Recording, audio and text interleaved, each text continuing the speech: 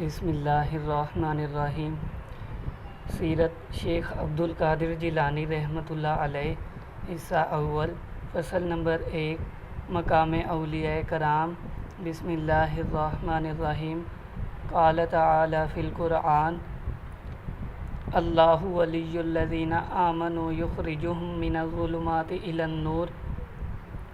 اللہ ایمان والوں کا مددگار ہے، انہیں اندھیروں سے نور کی طرف نکال لے جاتا ہے۔ قرآن الحکیم سورۃ البقرہ آیت نمبر 208۔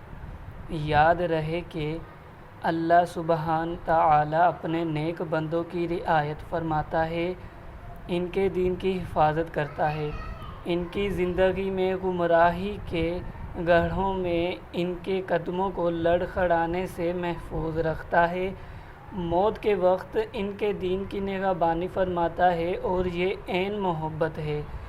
اللہ سبحانہ و تعالی نے قرآن حکیم میں ارشاد فرمایا: اللہ ولی الذین آمنوا یخرجہم من الظلمات الی النور۔ اللہ ایمان والوں کا مددگار ہے، انہیں اندھیروں سے نور کی طرف نکال لے جاتا ہے۔ قرآن الحکیم سورۃ البقرہ آیت نمبر 208۔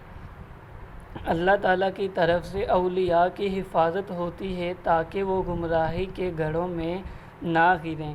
قرآن مجید میں ارشاد ہے: ان ولیی اللہ الذی نزل الکتاب وہو یتولی الصالحین۔ یقیناً میرا حمایتی اللہ ہے جس نے یہ کتاب اتاری اور وہ نیک بندوں کی حمایت کیا کرتا ہے۔ قرآن الحکیم سورۃ الاعراف آیت نمبر 196۔ اس آیت مقدسہ میں اللہ تعالیٰ نے صالحین کو اپنی تولیت کے لیے خاص فرمایا، اور یہ وہ لوگ ہیں جن کے گرد ہم منڈلاتے ہیں۔ اسی طرح اللہ تعالیٰ نے ارشاد فرمایا: وَإِنَّ اللَّهَ لَهَادِ الَّذِينَ آمَنُوا إِلَىٰ صِرَاطٍ مُّسْتَقِيمٍ۔ اور بے شک اللہ تعالیٰ ایمان والوں کو راہ راست کی طرف ہدایت دینے والا ہے۔ قرآن الحکیم سورۃ الحج آیت نمبر 54۔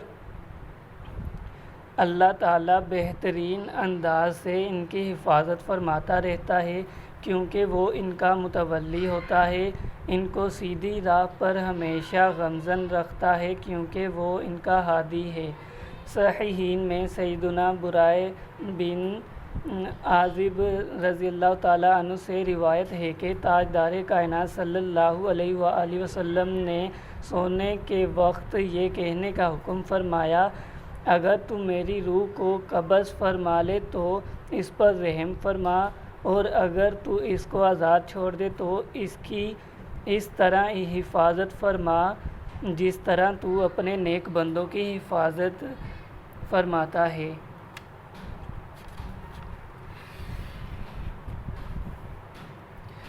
قرآن حکیم اور احادیث شاہد ہیں کہ صالحین محفوظ ہوتے ہیں۔